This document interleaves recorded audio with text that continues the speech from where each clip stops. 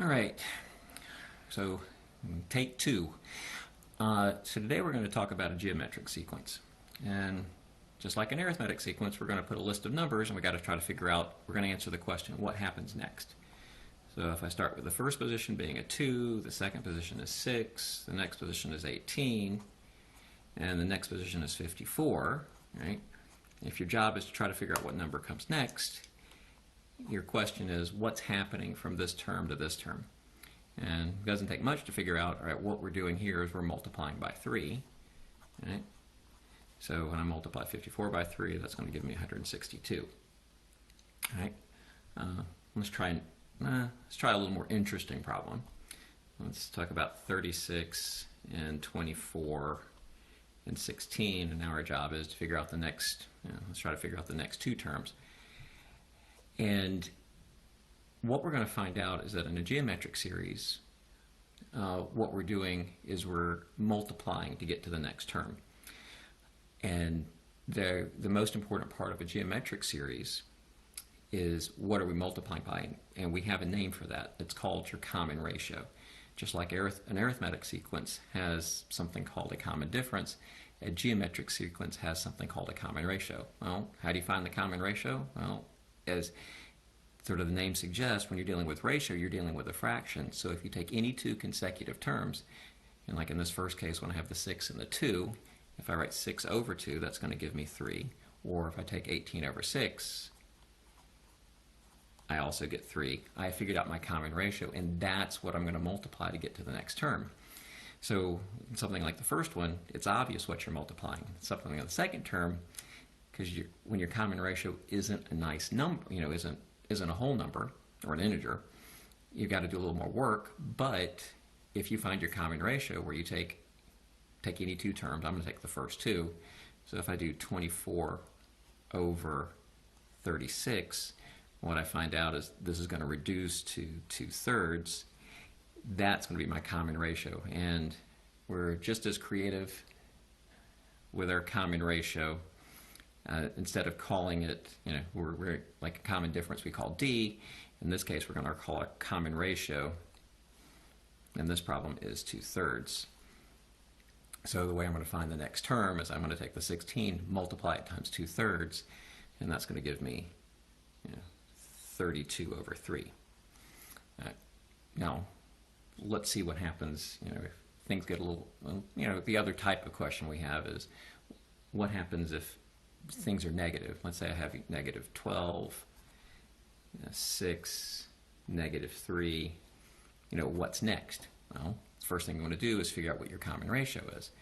How do you figure out your common ratio? Pick two terms. I'm going to pick the first two. So I'm going to figure out that my common ratio is this term over this term. So I end up with 6 over negative 12, and I end up with my common ratio being negative 1/2. So my next term, I want to take negative 3 multiplied times negative 1/2. My next term is going to be 3 over 2. Another thing to notice, whenever your common ratio happens to be negative, notice that your terms alternate signs, like one's positive, one's negative. And because when you ever multiply by negative, when you multiply an odd number negative, you get negative, and an even number of negatives, you get positive.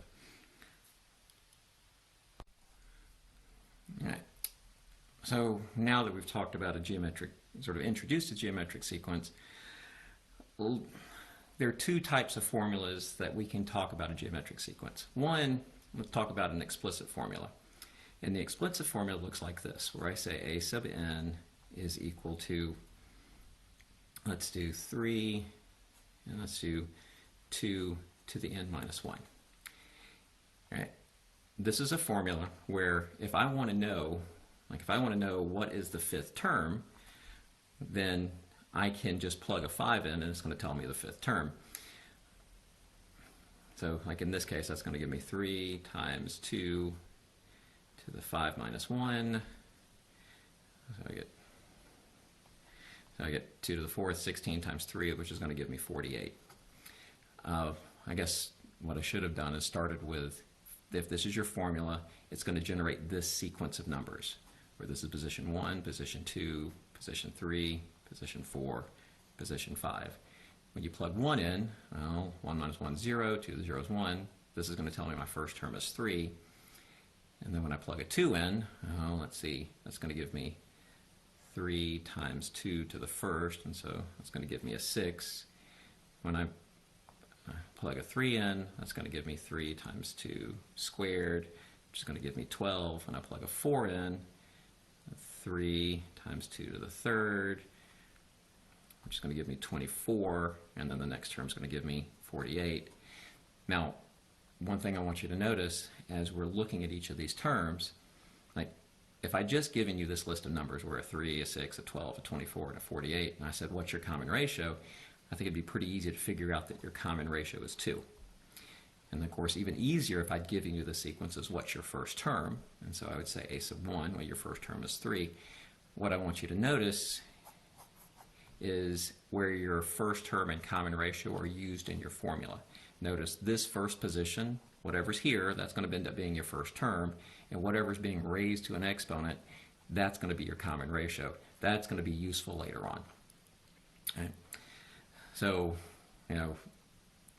if I gave you another example of, let's say I gave you an example, y equals 2 times negative 1/3 to the n minus 1, if I asked what's your first term, well, if this follows the pattern, we know this is our first term, and I ask what's your common ratio, it would be very easy to figure out that our first term is 2. It's also pretty easy to figure out that our common ratio is going to be a negative 1/3. And Khan Academy is going to ask a question like, what's the, they'll do something like, what's the fourth term? Right? And so how you figure out your fourth term is that's going to be a sub 4 equals 2 times negative 1/3 raised to the 4 minus 1. So that's going to give us 2, negative 1/3 to the third. So I'll end up with a negative 2 over 27. Right. Oh, also, Khan Academy, for some reason, they're not going to write it a sub n. They're going to write this exact same formula as a parentheses n is equal to 2 negative 1/3 to the n minus 1. So even though in the arithmetic sequence I talked about a sub n, and I said Khan Academy is going to use a's parentheses n. They're trying to use like a function notation. Most textbooks use this. I haven't seen too many textbooks that use this. The other type of formula they're going to give you is they'll say a sub n. Actually, they'll say a sub 1. They'll give you the first term. Let's say I give you the first term as a 4, and then I'll say a sub n is equal to 3 times a sub n minus 1. And this is an example of the recursive formula. And the way this works is I'm telling you the first term. So we know the first term is 4. And then how I find each next term is this is saying multiply 3 times your previous term. So it says whatever your previous term is, I'm going to multiply it times 3 to figure out my next term. In this case, since my previous term is 4, when I multiply it by 3, that's going to give me 12. All right. If I want to find out this term, my previous term is 12, so I multiply that, I'm going to get 36. Okay. This is an example of the recursive formula. Now this one's actually a bit of a pain, and the reason it's a bit of a pain, I'll give you an example. So let's say I tell you your first term is a 6, and then I tell you that a sub n is equal to negative 1/2 a sub n minus 1. That part's not bad, but if I do something obnoxious and say, what is the fifth term? Meaning I want to know what a sub 5 is. Well, in the formula I had on the previous page, you just plug 5 in and you're done. But when this recursive formula, you have no choice. You're pretty much stuck. What you actually have to, if I say what the fifth term is, you've got to figure out, well, what's my first term, my second term, my third term, my fourth term, and my fifth term, because in a recursive formula, you need to know what the previous one is so you can figure this one out. So if I want to figure out the fifth term, I got to figure out the fourth term. But to figure out the fourth term, I got to figure out the third term, and so on. So to do this problem, my first term is a 6. And this is telling me to get to my next term, I'm going to multiply this by a negative 1/2, so that's going to give me a negative 3. To get to this next term, I'll multiply it by a negative 1/2, so that's going to give me a 3/2. Then I'll multiply this by a negative 1/2, that's going to give me a negative 3/4. Multiply this by a negative 1/2, that's going to give me a 3/8. So our fifth term ended up being 3/8. And so now we end up with, we're kind of the important part of sort of geometric sequence is how do you actually write the formula? So we're going to start with the explicit formula. Okay. So here's what happens. For an explicit formula, I give you a list of numbers. So we'll use the very first example. I'll give you 2, a 6, and an 18, and a 54. And our job is, we've got to figure out what the explicit formula is. Right? As far as your explicit formula goes, right, there's two things that are really important. You need to know what your first term is, and you need to know what your common ratio. Now, if you look back on, if you scroll back to the very first example, well, the first term's easy. Your first term is 2. And then your common ratio is, well, what are we doing to get from one term to the next? So in this case, we're multiplying by 3, so our common ratio is 3.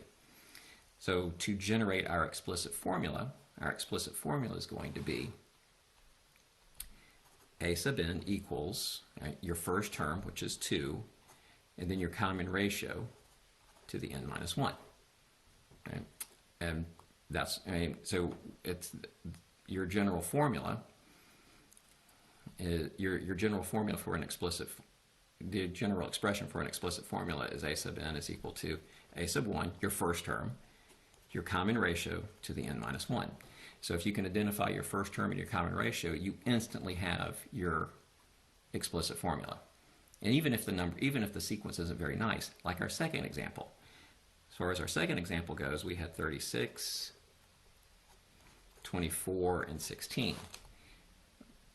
In this case, if you remember, our common ratio was 24/36, which ends up being 2/3. And our first term, here's our first term, here's our second term, here's our third term. Our first term is 36. So if I want the explicit formula, that's going to be a sub n is equal to my first term, which is 36, times my common ratio, which is 2/3 to the n minus 1. Now, so the last thing I need to talk about is, well, what about a recursive formula? So recursive formula, they have, instead of one equation, you kind of have two parts. The recursive formula always starts with what's the first term, and then you get some sort of expression where it's a sub n equals like a sub n minus 1, and you do something to the previous term. So in my first example where I had 2, 6, 18, and 54, and we know that our common ratio is 3, what are we doing to get from here to here? Well, to get from here to here, you're multiplying by 3. So if I'm going to write a recursive formula for this sequence, my recursive formula is going to start with, well, what's the first term? The first term is 2, and then a sub n equals, right? What are we doing to this term to get here? Well, we're doing 3 times the previous term, so that's going to be 3 times the previous term. And if you think about it, like that's what's happening.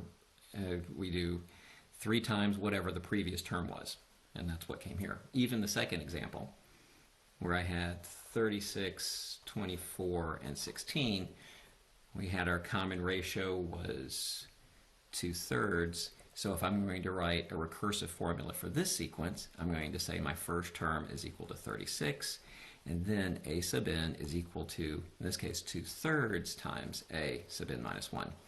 You can take time to talk about, as far as the notation in Khan Academy, it doesn't look like this in Khan Academy because some reason they don't like using subscripts.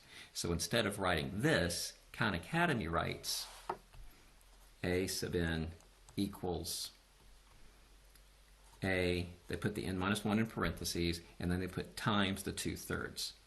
So for some reason, they don't like putting your common ratio in the front. They put it at the end, and they don't use subscripts. So when you see this in parentheses n minus 1, this is referring to the previous term.